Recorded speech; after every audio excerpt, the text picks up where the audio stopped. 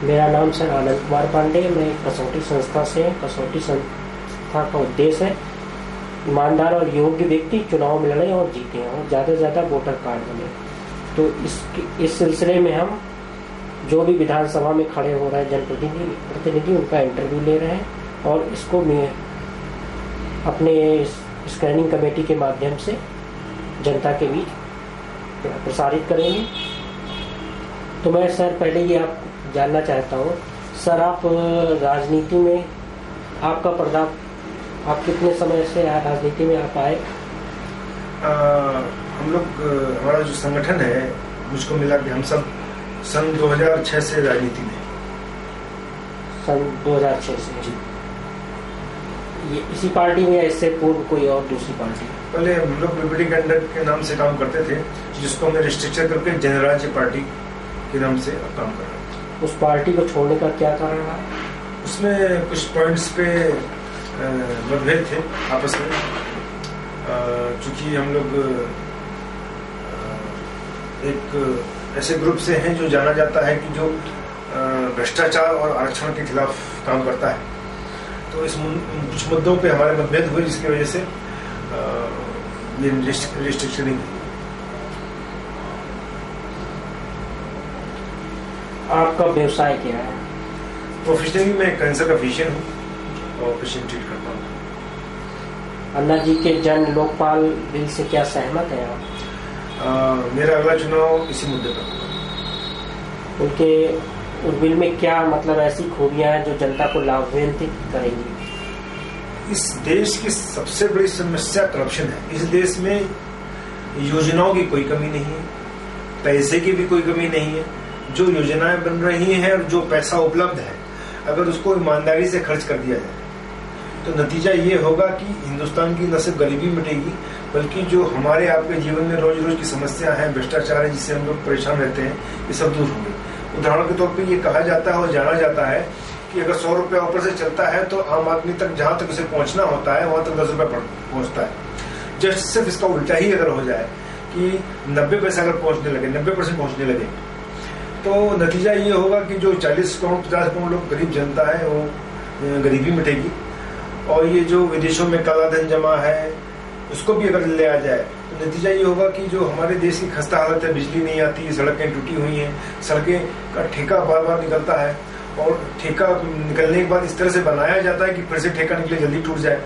तो जन लोकपाल बिल सीधे सीधे इन चीजों पे चोट करता है, क्योंकि करप्शन अगर खत्म होगा तो अल्टीमेटली राष्ट्र का विकास होगा और सबसे ज्यादा फायदा इससे गरीबों को होगा। आपकी विधानसभा क्षेत्र का क्या नाम है? विधानसभा क्षेत्र कानपुर से। देखिए, हमारी विधानसभा हो या मैं कहूंगा शहर की कोई और विधानसभा हो, जो समस्या है बेसिकली कॉमन है। ऐसा तो है नहीं कि मैं इस बाउंड्री को पार करता हूं तो समस्या चेंज हो जाती है। समस्या वही है, बिजली नहीं है। समस्या वही है कि सड़कें टूटी हुई हैं। समस्या वही है कि मेरे अपने घर में म्यूनिसिपालिटी पानी की सप्लाई नहीं है। ये हालत है, जो पार्क्स हैं बने नहीं है, जो जन सुविधाएं हैं वो उपलब्ध नहीं है। जनता को अगर अस्पताल में प्रॉपर ट्रीटमेंट की जरूरत है तो अस्पताल तो है लेकिन ट्रीटमेंट नहीं है। तो ये जो समस्याएं हैं, मैं मानता हूं कि शहर की जो विधानसभाएं हैं उनमें कॉमन है। जैसे अगर कोई गांव के क्षेत्र की विधानसभा उनकी समस्याएं कॉमन है, ऐसा पॉसिबल नहीं है कि बाउंड्री चेंज होते ही समस्याएं चेंज हो जाए। तो समस्याएं लोगों की वही हैं जो दूसरी विधानसभाओं शहरों में है और उन समस्याओं से मिलकर लड़ने की जरूरत है, ताकि ये जो मूलभूत जरूरतें हैं, शिक्षा, स्वास्थ्य, सड़क, पानी, इन समस्याओं का समाधान हो सके। इस समय चुनाव की डेट सुनने में आ रही, फरवरी माह तक चुनाव हो जाएंगे। इसके हिसाब से आप मतलब क्या तैयारी कर रखे हैं जनता के बीच कि आपको जनता वोट करे? सबसे पहले तो हम लोग जो अपनी पॉलिसीज है, हमारी जो दो मुख्य मुद्दे हैं, भ्रष्टाचार के खिलाफ और जातिवादी आरक्षण व्यवस्था के खिलाफ, वो हम जनता के पास लेके जाते हैं, अपनी बात बताते हैं, पर्चा बांटते हैं, कैंप लगाते हैं, लोगों को मेंबर बनाते हैं और छोटी छोटी मीटिंग्स करते हैं। इस तरह से अभी निचले स्तर पर प्रयास चल रहा है कि लोगों को तक अपनी बात पहुंचे। उसके बाद जैसे जैसे चुनाव नजदीक आएगा हम अपना प्रचार का रफ्तार तेज करेंगे और लोगों को अपनी बात बताएंगे क्योंकि लोग जब जानेंगे तभी वोट करेंगे। इस समय महंगाई चरम सीमा में है, इसका मुख्य कारण क्या है? मैं मानता हूं कि जो महंगाई का मुख्य वजह है वो मिसमैनेजमेंट है।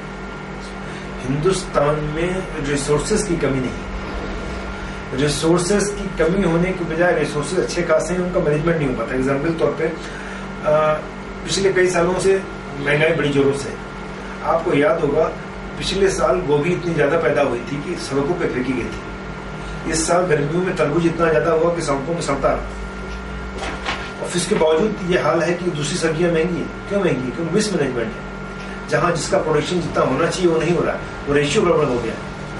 कोई मैनेज करने वाला नहीं। हर आदमी को, हर नेता को यही पड़ी है कि वो कैसे कमा ले। उसको इस बात से मतलब ही नहीं है कि किस चीज की कितनी जरूरत है, उसकी कितनी सप्लाई होनी चाहिए। सप्लाई और डिमांड में जो डिफरेंस आया है मिसमैनेजमेंट की वजह से, तो वही वजह है कि ये महंगाई बढ़ रही है। आपकी पार्टी का राज्य पार्टी क्या पहली बार चुनाव लड़ रही है? इससे पहले लड़ चुकी चुनाव? देखिए, हमारा ग्रुप तो पहले कई बार चुनाव लड़ चुका है। मैं खुद पहले चुनाव लड़ चुका हूँ। लेकिन ये जो बैनर है हम लोगों ने रजिस्ट्रेशन कराया है जनराज्य पार्टी जनपा, इसके इस बैनर के अंडर में ये फर्स्ट इलेक्शन हुआ। इससे पहले जिस पार्टी में थे, क्या उसके कुछ उम्मीदवार चुनाव में जीते थे? नहीं, हमारे ग्रुप से अभी कोई चुनाव में नहीं जीता। तो क्या अभी कानपुर स्तर पर ही चुनाव लड़ रहे हैं या उससे यूपी लेवल? नहीं, हमारे जो प्रत्याशी अभी हमने पहले घोषित किए हैं, प्रत्याशी गाजियाबाद से हैं, बनारस से हैं, कानपुर से। अभी और अलग कुछ क्षेत्रों में घोषित करने वाले। हमारा देश आजादी के 64 वर्ष बाद भी बहुत पीछे है। आपके अनुसार इसके मुख्य कारण क्या है? ये इसका जवाब लगभग वही है जो थोड़ी देर पहले मैंने दिया, मिसमैनेजमेंट। हमारे पास पैसे की कमी नहीं, हमारे पास उपजाऊ जमीन की कमी नहीं, हमारे पास रिसोर्सेज की कमी नहीं, लेकिन लोगों का ध्यान उन रिसोर्सेज को प्रॉपर्ली यूज करने के बजाय इस बात पे ज्यादा है कि जब तक वो कुर्सी पे कैसे कमा के मिल जाए। बुनियादी शिक्षा के सुधार के लिए आप क्या करेंगे? Means primary education. देखिए, हमारे देश में एक दुर्भाग्य है कि एजुकेशन का लेवल बहुत ज्यादा डिफरेंस है। एक मजदूर और एक हुजूर की बच्चे की शिक्षा में जमीन आसमान का अंतर है। और फिर हम चाहते हैं कि हुजूर और मजदूर दोनों के बच्चे का परफॉर्मेंस बराबर हो। हुजूर का बच्चा जहाँ पढ़ने जाता है वो एसी में पढ़ता है, उसका टीचर प्रॉपरली पढ़ाता है और डेली आता है। मजदूर का बच्चा जहाँ पढ़ने जाता है वहाँ बत्ती नहीं है, कुर्सी नहीं है, बैठने की जगह नहीं है, टीचर आता नहीं है। तो ये हुजूर और मजदूर के बीच में डिफरेंस है, इसको पढ़ना पड़ेगा। एक बराबर लेवल ऑफ एजुकेशन होना चाहिए जहाँ पर हर समाज, हर तबके के लोग बराबर के लेवल पे कंपटीशन दे सकें। एक प्रतिनिधि के रूप में क्या इसे ठीक करने का प्रयास करेंगे? ये हमारे संगठन के इश्यूज में है कि हुजूर और मजदूर की शिक्षा समान होनी चाहिए। ऐसा नहीं लगता कि पब्लिक स्कूल में भी गरीब बच्चों का एडमिशन हो और उन्हें उस फीस देनी पड़े जो उनकी एक्चुअल फीस है, जो कि खर्चे एक्सपेंसेस, अदर एक्सपेंसेस को काट के? घुमा फिरा के बात वही है, हुजूर और मजदूर की शिक्षा बराबर हो। एग्जाम्पल के तौर पर अगर आप किसी बड़े स्कूल में गरीब के बच्चे को पढ़ाएंगे तो स्थिति सामने तो वही अल्टीमेटली आएगी ना, हुजूर और मजदूर के बच्चे को बराबर का अच्छा एजुकेशन मिल रहा है। हमारा हुजूर और मजदूर को बराबर का एजुकेशन देने का मतलब ये नहीं है कि जो अच्छा एजुकेशन पा रहा है उसको नीचे इस तरह गिरा दिया जाए, बल्कि इसका मकसद ये है कि जो नीचे का एजुकेशन पा रहा है उसको इम्प्रूव किया जाए। इससे बराबर का इस तरह कंप्लीट बैलेंस हो जाएगा तो हमारे देश में उन्नति होगी। जी, हमारे एजुकेशन का क्वालिटी अगर बेटर होगा, इनपुट अच्छा होगा तो आउटपुट अपने आप अच्छा होगा। अगर इनपुट खराब है तो आउटपुट अच्छा नहीं हो सकता। That's right. अतिक्रमण की समस्या के हल की स्थायी रणनीति क्या है? अतिक्रमण की जो समस्या है उसकी दो वजह है। एक तो जो लोग अतिक्रमण करते हैं वो जिम्मेदार है, दूसरे वो लोग जो अतिक्रमण, जिनका काम है अतिक्रमण को रोकना, रोकते नहीं, वो जिम्मेदार है। तो अगर ये अतिक्रमण जिसकी वजह से हमारा ट्रैफिक प्रॉब्लम आता है, आप कहीं भी काम करने जाएं, निकलने बैठे, उसमें हर जगह समस्या आती है, लोग अपने घर से निकलने में समस्या पैदा होती है। तो सबसे पहले तो ये जरूरी है कि जो लोग अतिक्रमण कर रहे हैं उनको जागरूक किया जाए, जागरूक करके उनको मनाया जाए, समझाया जाए कि आपको अतिक्रमण नहीं करना है, ताकि समाज की व्यवस्था ठीक चलती रहे। अगर समझाने बुझाने से नहीं मानते हैं तो पेनल्टी लगनी चाहिए। समाज और शहर, देश की व्यवस्था सुचारू रूप से चलाना जरूरी है।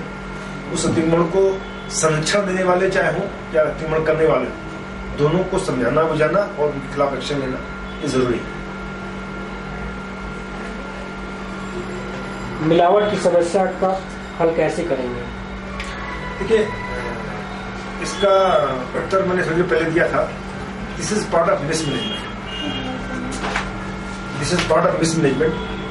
अगर आलू इतना ज्यादा हो रहा है कि सड़ रहा है, लेकिन प्याज इतना कम हो रहा है कि 50 रुपए किलो बिक रहा है, ये मिसमैनेजमेंट है। अगर कोई चीज कम पैदा होती है, उसकी डिमांड हाई होती है, तो नतीजा ये क्या होता है कि उसमें मिलावट की जाती है। तो पहली बात तो प्रॉपर मैनेजमेंट हो कि प्रोडक्शन बराबर हो, जितनी जरूरत है उतना प्रोडक्शन हो। दूसरी बात, उसके बावजूद जो लोग मिलावट करते हैं उनके खिलाफ जो कानून है हमारे पास, उनका उपयोग किया जाए। होता क्या है, इंस्पेक्टर कुछ छापा नहीं मारने जाता है। अगर छापा मारता है तो पकड़ने के बाद क्या करता है कि घूस लेके उसको रफा दफा कर देता है। तो घुमा फिरा कर देखें या सामने से देखें, मामला करप्शन का ही है। तो अन्ना जी के मुहिम पे जो हम बात कर रहे हैं कि इस बार उन्हीं के मुद्दे पे चुनाव लड़ेंगे, तो उसकी वजह यही है कि ये बार जो ईमानदारी की कमी इस देश में है, राजनीतिक नेतृत्व में। इस देश में सब कुछ है सिवाय एक चीज के, ईमानदारी की। राजनीतिक नेतृत्व में जिस दिन ईमानदारी आ जाएगी, 90% समस्या वैसी चीजें। प्रदूषण, जल एवं वायु पर अंकुश कैसे लगाएंगे? प्रदूषण, देखिए, आप जानते हैं कई प्रकार का होता है। इससे वायु प्रदूषण है, जल प्रदूषण है, भू प्रदूषण है, ध्वनि प्रदूषण है। प्रदूषण एक साइड इफेक्ट है जो किसी सोसाइटी की ग्रोथ होने पे आता है। कमी ये होती है, ग्रोथ तो प्लान हो जाती है, लेकिन ग्रोथ के साइड इफेक्ट को रोकने का प्लान साथ में नहीं बनता है। अगर एग्जाम्पल के तौर पे आप शहर तो बसा लेते हैं, लेकिन उसके सीवेज का डिस्पोजल कैसे करेंगे, अगर उसको आप मैनेज नहीं करते तो नतीजा होगा प्रदूषण आएगा। आपने थर्मल इंडस्ट्री, थर्मल यूनिट लगा ली बिजली प्रोडक्शन करने के लिए, लेकिन उससे जो धुआं निकलता है उसको आप प्रॉपर मैनेज नहीं करते हैं ताकि धुआं कम निकले, तो प्रदूषण होता है। तो ये बात बहुत जरूरी है कि जब हम किसी नए सिस्टम को या नई चीज को बनाएं, तो उसके जो प्रदूषक तत्व निकलते हैं। 10 मिनट का तो जैसे अभी हम लोगों ने बात किया वायु प्रदूषण का, थर्मल प्रदूषण का, उसी तरह का जैसे पॉलीथीन का प्रदूषण है। पॉलीथीन पे लोग बैन लगाने की बात करते हैं। उसकी वजह यही है कि मिसमैनेज हो रहा है। अमेरिका में पॉलीथीन पे बैन नहीं है, हम लोग यूरोप को फॉलो करते हुए बैन लगाने की बात करते हैं। लेकिन पॉलीथीन को बैन लगाने की बात इसलिए चल रही क्योंकि पॉलीथीन को मिसमैनेज हो रहा है, मैनेज नहीं हो रहा है। अगर पॉलीथीन को प्रॉपर्ली मैनेज किया जाए, उसकी प्रॉब्लम क्या है कि आपका ये सिविल लाइन फंसेगा तो सिविल लाइन जम करेगा। अगर आप उसको रिसाइकिल प्रोसेस को प्रॉपर्ली यूज करें तो नतीजा ये होगा कि न सिर्फ आपका पॉलीथीन की वजह से होने वाला प्रदूषण रुकेगा, बल्कि उस रिसाइकलिंग की वजह से बहुत से गरीबों को रोजगार मिलेगा, और जहां रिसाइकलिंग होगी वो इंडस्ट्री पनपेगी। तो दूसरे लोग बात कहते हैं कि पॉलीथीन को रोकिए और कागज को यूज करिए। आप जब जानते हैं कागज को बनाने के लिए पेड़ों को काटना पड़ेगा, तो ये तो डबल डैमेज है। मैं इस बात से सहमत नहीं हूं कि पॉलीथीन पे बैन लगना चाहिए, क्योंकि एक तो पॉलीथीन गरीबों को सामान ले जाए, न सिर्फ आम आदमी का बल्कि गरीबों को सामान ले जाने के लिए बहुत अच्छा साधन है। जब पॉलीथीन पे बैन लगेगी तो याद रखिए उस पॉलीथीन पे अगर बैन लगती है जो झोपड़ियों पे लगाई जाती है ताकि घर न चुए, तो गरीबों को नुकसान होगा। दूसरी बात, पॉलीथीन जो प्रॉब्लम पैदा कर रही है, एग्जाम्पल तौर पे नाली को ब्लॉक कर रही है या कहीं इकट्ठा होने की समस्या पैदा कर रही है, तो उसको मैनेज किया जाए, उसको इकट्ठा किया जाए, जैसे कि आज तक इकट्ठा होते आए, लोग इकट्ठा करें और बेचें, उनको रोजगार मिले। तीसरी बात, अगर उसकी जगह कागज को प्रमोट किया जा रहा है तो ये गलत है, क्योंकि कागज को बनाने के लिए अल्टीमेटली हम पेड़ काटेंगे। तो पॉलीथीन को मैनेज किया जाए, ना कि उसको बैन किया जाए। बैन करना सोल्यूशन सही मेरे हिसाब से नहीं है। मेरे हिसाब से उसको मैनेज करना बेटर तरीका है। और अमेरिका जैसे बड़े देश अगर इसको प्रॉपर्ली मैनेज कर रहे हैं, वो बैन नहीं कर रहे हैं, तो हमें उनको फॉलो करना चाहिए, ना कि उनको फॉलो करना चाहिए जो लोग बैन कर रहे हैं। ये गलत है। आपके विधानसभा क्षेत्र में आपके प्रमुख प्रतिद्वंदी आपके कौन हैं? मैं कहूँगा कि अगर 17-18 कैंडिडेट लड़ते हैं, अगर मैं 17वां कैंडिडेट हूँ, तो बाकी सारे के सारे 16 कैंडिडेट मेरे प्रतिद्वंदी। मैं किसी को 1 नंबर या 2 नंबर नहीं मानता, सभी पर सब मेरे लिए बराबर है। आपके विधानसभा क्षेत्र में बहुत सारी घटनाएं हुई, रेप कांड हुए, मतलब इसका मुख्य कारण क्या है? क्या इसके लिए पुलिस दोषी या सरकार दोषी है? किसी को न्याय नहीं मिल पाता? व्यवस्था दोषी। व्यवस्था। एक हमने डाटा पढ़ा था अभी कहीं कि अगर रेप के 10 केस रजिस्टर होते हैं, पहली बात तो जो डाटा था उसके मुताबिक अगर 50 रेप होते हैं तो 50 में 40 रजिस्टर नहीं होते, मतलब पुलिस में रिपोर्ट नहीं लिखाई जाती। 10 केस जो रिपोर्ट लिखाई जाती है उसमें से 1 केस में पनिशमेंट मिलता है, यानी 50 में से सिर्फ एक अपराधी को दंड मिलता है। हमारी व्यवस्था चरमरा चुकी है। जिन्हें बढ़ते हुए अपराधों का वजह यही है क्योंकि लोग जानते हैं कि हिंदुस्तान की मौजूदा व्यवस्था उन्हें दंडित नहीं करेगी, उसमें इतने कि वो अल्टीमेटली बच निकलेंगे, इसलिए पूरे विश्वास के साथ लोग अपराध करते हैं। इसके सुधार के लिए आप क्या करेंगे प्रतिनिधि के रूप में? प्रतिनिधि के रूप में मैं अन्ना जी के प्रोग्राम को सपोर्ट करूंगा, क्योंकि मैं जानता हूं कि जो करप्शन का मामला है, जो उन्होंने इश्यूज उठाए हैं, अल्टीमेटली वो 70-80% करप्शन पे छोड़ करने वाले हैं। अगर करप्शन बढ़ाया जाए और उनमें प्रोसेस प्रॉपर हो, अगर कोई